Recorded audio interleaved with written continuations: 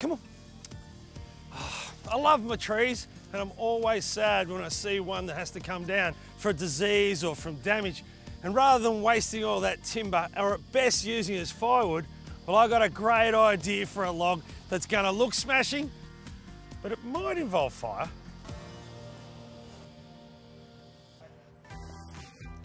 And I'm gonna make a stool out of it. There you go. Job done. Well, not quite. We need to pretty it up a little bit. And what you want to look for is something that's either been seasoned or let it season.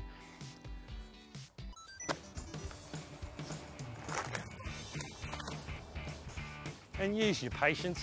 You want to start with 10 fingers and finish with 10 fingers.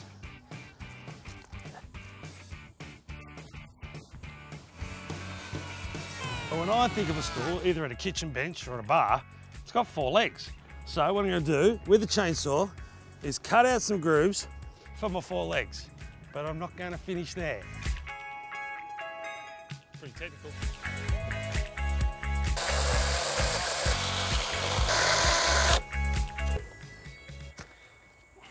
And with the final wedge out, we've got our stool. But we can do better than that. I'm actually going to have another go with the chainsaw and take out the insides of these 4 legs.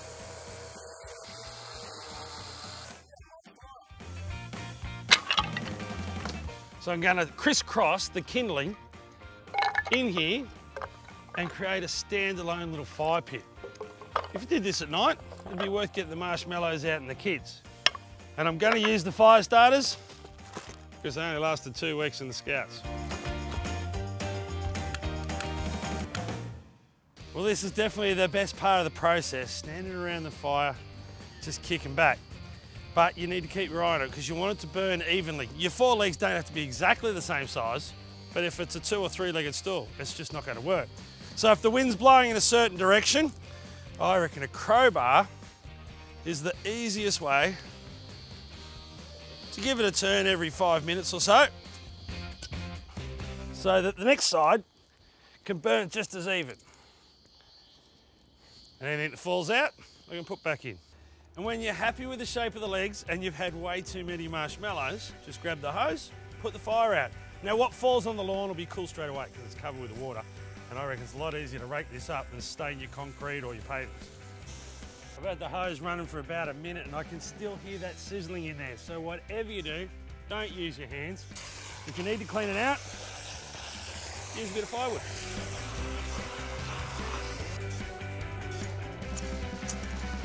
Leave it to dry and then give it another good scrub with a spatula and a steel brush.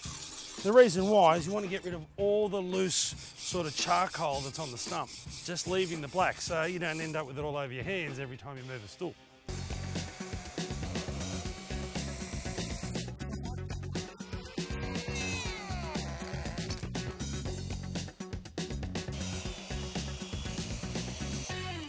Now I'm going to spray it with some furniture oil, which will protect the natural colours of the timber and be nice to touch. And I'm also going to spray it rather than paint it or roll it, because I can spray all the black inside, and it's just another protection for our fingers.